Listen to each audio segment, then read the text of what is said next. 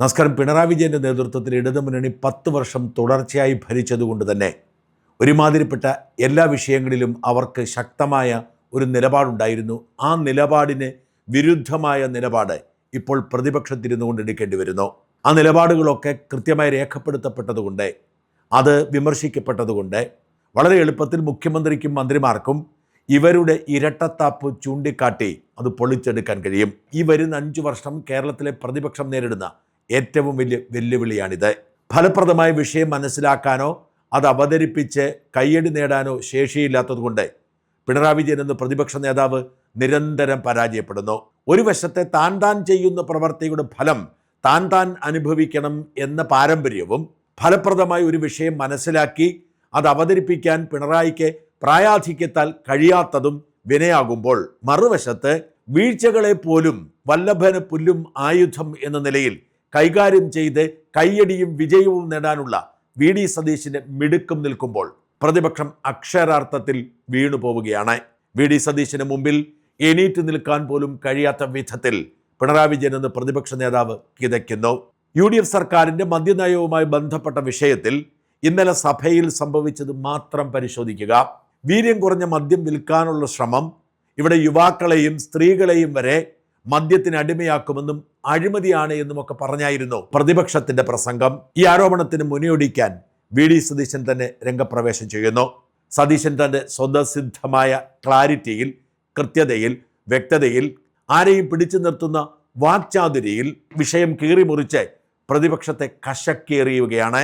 ഉദയഭാനു കമ്മീഷന്റെ നിർദ്ദേശപ്രകാരം വീര്യം കുറഞ്ഞ മദ്യം കേരളത്തിൽ വിൽക്കാൻ തീരുമാനിച്ചിരിക്കുന്നു എന്ന ഇടതുമുന്നണിയുടെ തീരുമാനം വായിച്ചുകൊണ്ടായിരുന്നു ആദ്യത്തെ പ്രഹരം. ഈ വീര്യം കുറഞ്ഞ മദ്യം കേരളത്തിൽ ഇറങ്ങിയാൽ ഇപ്പോഴും പറഞ്ഞു യുവതലമുറയെ മുഴുവൻ നശിപ്പിച്ചു കളയും. യുവതലമുറ ഇല്ലാതാവും, സ്ത്രീകളും കുട്ടികളും ആവും. 31/3/2022 ആ സർക്കാരിന്റെ മദ്യനയം, അതിലെ ഐറ്റം 25, ഏത് LDF സർക്കാരിന്റെ ഉദയഭാനു കമ്മീഷന്റെ ശുപാർശയിൽ വീര്യം കുറഞ്ഞ മദ്യം പ്രോത്സാഹിപ്പിക്കാൻ ശുപാർശ ചെയ്തിട്ടുണ്ട്. അതുകൊണ്ട് സംസ്ഥാനത്ത് 20% വരെ വീര്യമുള്ള മദ്യം ലഭ്യമാക്കുന്നതിന് നടപടി സ്വീകരിക്കും. തീരുമാനിച്ചാണ് കേട്ടാ. അതായത് വീര്യം കുറഞ്ഞ മദ്യം കേരളത്തിൽ ഇറങ്ങിയാൽ അപകടമാണ് എന്ന് പറഞ്ഞ സർക്കാരിന്റെ മദ്യനയം. MV ഗോവിന്ദൻ എക്സൈസ് മന്ത്രി ആയിരുന്നപ്പോൾ ബക്കാഡി കമ്പനിയുടെ അപേക്ഷ പരിഗണിച്ചുകൊണ്ട് മദ്യത്തിന്റെ നികുതി വ്യവസ്ഥയിൽ മാറ്റം വരുത്താൻ തീരുമാനിച്ചത് ചൂണ്ടിക്കാട്ടി ഇടതുമുന്നണിയുടെ കാപട്യം പൊളിച്ചെടുക്കുകയായിരുന്നു. 86-നും 116-നും ഇടയിൽ നികുതി നിശ്ചയിക്കാനായിരുന്നു നീക്കം. തെരഞ്ഞെടുപ്പായതുകൊണ്ട് നടക്കാതെ പോയി. ഞങ്ങളുടെ നികുതി അതിനൊക്കെ മേലെയാണ് എന്ന് പറഞ്ഞ് ആ ഭാഗവും പൊളിച്ചടുക്കി. ബക്കാഡി കമ്പനിയുമായി ഏർപ്പെട്ടിട്ടാണ് മുഖ്യമന്ത്രി ഇത് ചെയ്തത്. എന്തെല്ലാം ആരോപണമാണ്, എത്ര കിട്ടി അല്ലേ? ഞാൻ പറഞ്ഞുതരാം എത്ര കിട്ടിയെന്ന് ഞാൻ പറഞ്ഞുതരാം. ആദ്യമായിട്ട് ഈ പരിപാടി തുടങ്ങിയെന്നാണെന്നറിയാമോ? അതായത് 2ാം പിണറായി സർക്കാർ അധികാരത്തിൽ വന്നത് മെയ് 20. 6 മാസത്തിനകം ഇപ്പം എനിക്കെതിരായിട്ട് പറഞ്ഞ ഇപ്പോഴത്തെ പാർട്ടി സെക്രട്ടറി MV ഗോവിന്ദൻ അന്ന് എക്സൈസ് മന്ത്രിയാണ്. ആദ്യത്തെ നോട്ടാണ്. ഗണ്യ കാണുക. അന്നത്തെ എക്സൈസ് മന്ത്രി പറയാൻ ബർക്കാഡി ഇന്ത്യ, SDF ഇൻഡസ്ട്രീസ് എന്നിവ നൽകിയ അപേക്ഷകളും സമാനമായ മറ്റ് അപേക്ഷകളും ഒരുമിപ്പിച്ച് ഖണ്ഡികയിൽ പറഞ്ഞതു പ്രകാരം വീര്യം കുറഞ്ഞ മദ്യത്തിന് വ്യക്തമായ നിർവചനം നൽകി വിശദമായ റിപ്പോർട്ട് അടിയന്തരമായി സമർപ്പിക്കുക. ആരാണ് ബർക്കാഡി കമ്പനിയായിട്ട് സംസാരിച്ചത്? ബർക്കാഡി കമ്പനിയായിട്ട് ആദ്യമായി സംസാരിച്ചത്? ഇനി കേട്ടോ, അന്നത്തെ എക്സൈസ് മന്ത്രി ഇവിടെ പറഞ്ഞ ഉത്തരം, അസംബ്ലിയിൽ പറഞ്ഞ ഉത്തരം, ബക്കാഡി ഇന്ത്യ ലിമിറ്റഡ് എന്ന സ്ഥാപനം അവരുടെ ഉൽപ്പന്നങ്ങളായ ബക്കാഡി, ബ്രീസർ, ബക്കാഡി പ്ലസ് എന്നീ ലഹരി പാനീയങ്ങൾ കേരളത്തിൽ വിൽപ്പന നടത്തുന്നതിന് അനുമതിക്ക് അപേക്ഷ സമർപ്പിച്ചിരുന്നു. ബക്കാഡി ബ്രീസറിൽ 4.8-ഉം പ്ലസിൽ 8% ആൽക്കഹോളാണ് അടങ്ങിയിരിക്കുന്നത്. 2022-23 വർഷത്തിലെ മദ്യനയത്തിൽ പ്രഖ്യാപിച്ചിട്ടുള്ള പ്രകാരം 0.5 മുതൽ 20 വരെയുള്ള ആൽക്കഹോൾ കണ്ടന്റുള്ള മദ്യം വിപണനം നടത്തുന്നതിന് വിദേശ മദ്യ ചട്ടത്തിൽ ഭേദഗതി വരുത്തിയിട്ടുണ്ട്.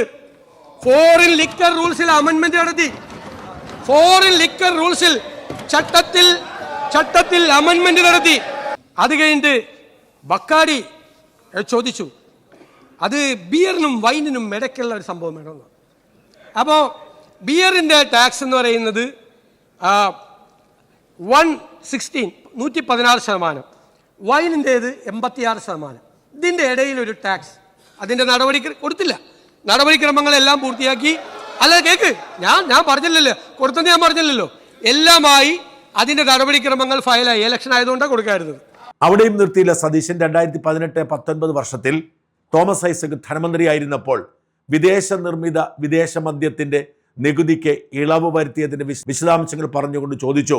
2018-2020 വർഷത്തിൽ വിദേശ നിർമ്മിത ഇന്ത്യൻ മദ്യങ്ങൾക്ക് 210% നികുതി ഉണ്ടായിരുന്നപ്പോൾ വിദേശ നിർമ്മിത വിദേശ മദ്യങ്ങൾക്ക് 115% നികുതിയായത് എങ്ങനെ?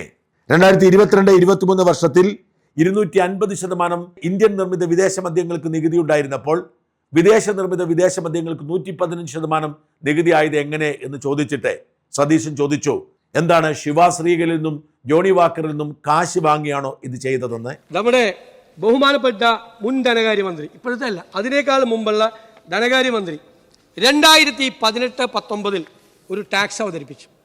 പുതിയ ടാക്സ് എന്തിനാണെന്നറിയോ? Foreign made foreign liquor. അതായത് ഇന്ത്യൻ മെയ്ഡ് ഫോറിൻ ലിക്കർ എന്ന് വെച്ചാൽ ഇവിടെ കിട്ടുന്ന സാധനം, മറ്റത് വിദേശത്ത് നിർമ്മിച്ച് ഇവിടെ വിൽക്കുന്ന സാധനം. എടാ, അതിൻ്റെ ആൽക്കഹോളിക് കണ്ടന്റ് എത്രയെന്നറിയോ? ഇപ്പം ഞാൻ പറഞ്ഞല്ലോ, വൈന് 86, ബിയറിന് 116. ഇതിൻ്റെ ആൽക്കഹോളിക് കണ്ടന്റ് എന്ന് പറയുന്നത് 40% മുതൽ 60% വരെയാണ്. 60% വരെ, 40% മുതൽ 60% വരെ ഹൈ. നമ്മുടെ ഇന്ത്യൻ മെയ്ഡ് ഫോറിൻ ലിക്കറിനേക്കാൾ കൂടുതൽ ആൽക്കഹോളിക് കണ്ടന്റ് ഉള്ള സാധനം. 2018-19 അന്ന് ഇന്ത്യൻ മെയ്ഡ് ഫോറിൻ ലിക്കറിന് 210% ടാക്സ് ആയിരുന്നപ്പോൾ ഇവരുടെ ഗവൺമെന്റ്, അദ്ദേഹം തന്നെയാണ് മുഖ്യമന്ത്രി, കൊണ്ടുവന്ന ടാക്സ് എത്ര? 78%. 78%. എന്നിട്ട് 2022-23 ഇപ്പോൾ 251% വരെയുണ്ട് ഇന്ത്യൻ മെയ്ഡ് ഫോറിൻ ലിക്കറിന്. അപ്പോൾ ഈ ഫോറിൻ മെയ്ഡ് ഫോറിൻ ലിക്കറിന്റെ ടാക്സ് എത്രയെന്നറിയോ? 115%, ബിയറിനേക്കാൾ താഴെ.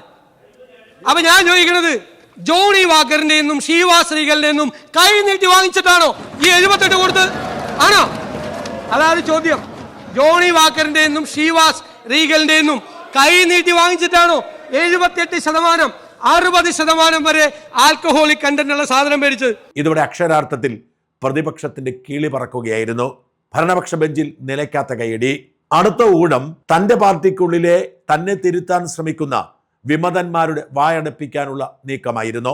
എക്സൈസ് മന്ത്രി ലിജു പോലും അസ്വസ്ഥനാണെന്നും കോൺഗ്രസ് പാർട്ടിക്കുള്ളിലും മുന്നണിക്കുള്ളിലും അസ്വസ്ഥത പടരുന്നു എന്നുമൊക്കെയായിരുന്നു മാധ്യമ റിപ്പോർട്ടുകൾ. അതിനെ കളിയാക്കിക്കൊണ്ട് ലിജു എന്നെ കാണാൻ വരുന്നത് കാത്ത് ഞാൻ ഇരുന്നെങ്കിലും ലിജു എത്തിയില്ല എന്ന് പറഞ്ഞു തുടങ്ങി അദ്ദേഹം ആ വിഷയം ഒരൊറ്റ വാക്കുകൊണ്ട് നിർവീര്യമാക്കി. നികുതി തീരുമാനിക്കാനുള്ള അവകാശം സർക്കാരിനാണ്, പാർട്ടിക്കല്ല. പണ്ട് VS അച്യുതാനന്ദന്റെ കാലത്ത് സർക്കാർ തീരുമാനത്തിന് വേണ്ടി AKG സെന്ററിൽ പോയിരുന്നത് പോലെയല്ല, സർക്കാരാണ് തീരുമാനമെടുക്കുന്നത്. എന്നാൽ നയം തീരുമാനിക്കാനുള്ള അവകാശം UDF-നാണ്. ഇപ്പോൾ നികുതിയാണ് തീരുമാനിച്ചിരിക്കുന്നത്. UDF നയം തീരുമാനിച്ചിട്ട് അത് നടപ്പിലാക്കും. UDF വീര്യം കുറഞ്ഞ മദ്യം വേണ്ടെന്ന് പറഞ്ഞാൽ ഈ നികുതി അസാധുവായി. അതല്ല, വീര്യം കുറഞ്ഞ മദ്യം വിൽക്കാൻ UDF അനുവദിച്ചാൽ ഇതായിരിക്കും നികുതി. വീര്യം കുറഞ്ഞ മദ്യം എന്ന് നിശ്ചയിച്ച് നിങ്ങളാണ്. ഗവൺമെന്റ് കണ്ടിന്യൂഷൻ ആണല്ലോ. ഞങ്ങളുടെ മുമ്പിൽ വീര്യം കുറഞ്ഞ മദ്യമുണ്ട്. ഞങ്ങൾ അതിനൊരു ടാക്സ് റേറ്റ് നിശ്ചയിച്ചു. അതാണ് ടാക്സ് റേറ്റ്. 120% മുതൽ 120ഉം 175 2 ടാക്സ് റേറ്റ് നിശ്ചയിച്ചു. ഞങ്ങൾ മദ്യനയം തീരുമാനിക്കേണ്ടത് പൊളിറ്റിക്കൽ ഡിസിഷനാണ്. UDF ആണ്. UDF ഞങ്ങൾ എല്ലാവരുമായിട്ട് സംസാരിക്കും. ഞങ്ങളൊരു ഡ്രാഫ്റ്റ് രൂപപ്പെടുത്തും. ആ ഡ്രാഫ്റ്റ് എല്ലാ കക്ഷികളും സംസാരിക്കും. ഞങ്ങളൊരു തീരുമാനം എടുക്കും. ഞങ്ങളൊരു തീരുമാനം എടുത്ത് നിങ്ങളെപ്പോലെ മദ്യനയത്തിൻ്റെ ഭാഗമാക്കി വീര്യം കുറഞ്ഞ മദ്യം കേരളത്തിൽ വിൽക്കണം എന്ന് UDF പോളിസി വന്നാൽ ഇതായിരിക്കും ടാക്സ്. ഇനി UDF തീരുമാനിക്കുകയാണ് വീര്യം കുറഞ്ഞ മദ്യം കേരളത്തിൽ വിൽക്കണ്ട, അത് വിൽക്കില്ല. അത് പൊളിറ്റിക്കൽ ഡിസിഷനാണ്. പിന്നെ ഞാൻ ഒരു കാര്യം കൂടി പറഞ്ഞുതരാം. അതായത് ഈ പാർട്ടിയിൽ ആലോചിച്ചില്ല, ഇങ്ങനെയൊക്കെ കുറേ പറഞ്ഞല്ലോ അവിടെ ആലോചിച്ചില്ല. ഒരു ഡിപ്പാർട്ട്മെൻറ്റും ധനകാര്യമന്ത്രിക്ക് അറിയാം, ടാക്സ് തീരുമാനിക്കുന്നതിന് മുമ്പ് ആ ഡിപ്പാർട്ട്മെൻറ്റുമായിട്ട് സംസാരിക്കുമോ? അവരുടെ പ്രപ്പോസൽ മേടിക്കും, അവരുമായിട്ട് സംസാരിക്കില്ല, അല്ലേ? ഞാൻ ഈ ലിജു എൻ്റെ മുറിയിലേക്ക് വന്ന് എന്നോട് സംസാരിക്കും എന്ന് പത്രവാർത്ത കണ്ടിട്ട് ഞാൻ ലിജുവിനോട് ചോദിച്ചിട്ട് നീ വരുന്നില്ലേ, നീ എന്ന് വെച്ചാൽ അവൻ എൻ്റെ അനുജനാണ്, അതുകൊണ്ട് ഞാൻ ചോദിച്ചു. പാവം പറയാം 2-3 കാര്യം പറയാനുണ്ടായിരുന്നു. ഈ വാർത്ത വന്ന കാരണം എനിക്ക് അങ്ങോട്ടും വരാൻ പറ്റുന്നതാണ്. ഇതാണ് സ്ഥിതി അല്ലേ, ഇതാണ് സ്ഥിതി. ഇനി ഈ ഞങ്ങൾ ദൈനംദിന അഡ്മിനിസ്ട്രേറ്റീവ് കാര്യങ്ങൾക്ക് ഫയല് കൊണ്ടുകൊണ്ട് KPCC പോവില്ല. അത് മനസ്സിലായല്ല. പണ്ട് ഫയല് പണ്ടത്തെ ഒരു മുഖ്യമന്ത്രി ഉണ്ടായിരുന്നപ്പോൾ ഫയല് ചുമന്നുകൊണ്ട് AKG സെന്ററിൽ പോയിരുന്നത് പോലെ ദൈനംദിന ഭരണത്തിൽ ഒറ്റ കോൺഗ്രസ് മന്ത്രി, ഒരു ഘടകകക്ഷിയുള്ള മന്ത്രി അവരുടെ പാർട്ടി ഓഫീസിലേക്ക് ഫയലുമായിട്ട് പോവില്ല. But when it policy comes, I will go to PCC office and I will discuss with our PCC president and ask him to convene a meeting of the concerned committee. എന്നിട്ട് ഞങ്ങൾ ഘടകകക്ഷികളായിട്ട് സംസാരിക്കും. ഞങ്ങൾ എല്ലാവരുമായിട്ട് സംസാരിച്ച് ഞങ്ങളൊരു policy ഉണ്ടാക്കും. Tax നിശ്ചയിക്കുന്ന ഫയലും ബാക്കിയുള്ള ദൈനംദിന പ്രവർത്തനങ്ങളുടെ ഫയലുമായിട്ട് പാർട്ടി ഓഫീസിൽ പോകുന്ന പരിപാടി മുഖ്യമന്ത്രി അറിയാതെ ഫയൽ അടിച്ചു മാറ്റി പാർട്ടി ഓഫീസിൽ കൊണ്ടുപോയി അംഗീകാരം മേടിക്കുന്ന പരിപാടിയൊന്നും ഈ ഗവൺമെന്റിലുണ്ടാവില്ല. ഇതാണ് എനിക്ക് പറയാനുള്ളത്. നോക്കൂ, ഒറ്റയടിക്ക് കോൺഗ്രസ് പാർട്ടിയിൽ ഉരുണ്ടുകൂടിയ ഒരു വിവാദം ഇലയ്ക്കും മുള്ളിനും കേടില്ലാതെ VD സതീശൻ തീർത്ത് കളഞ്ഞു. ആർക്കും ഇനി സതീശനെ ചോദ്യം ചെയ്യാൻ പറ്റില്ല. വീര്യം കുറഞ്ഞ മദ്യം വിൽക്കണ്ടെങ്കിൽ വിൽക്കണ്ട, അത് കോൺഗ്രസ് പാർട്ടി തീരുമാനിച്ചോളൂ. വിറ്റാൽ ഈ നികുതിയായിരിക്കും, കുറഞ്ഞ നികുതിയായിരിക്കും താൻ കൊടുക്കുക. ഇതാണ് VD സതീശന്റെ തന്ത്രം, ഇതാണ് VD സതീശന്റെ വിജയം. ഈ തന്ത്രത്തിന് മുമ്പിൽ നിലം തൊടാനാവാതെ നിലവിളിക്കാൻ മാത്രമേ പിണറായിക്കും കൂട്ടർക്കും ഇനി സാധിക്കൂ.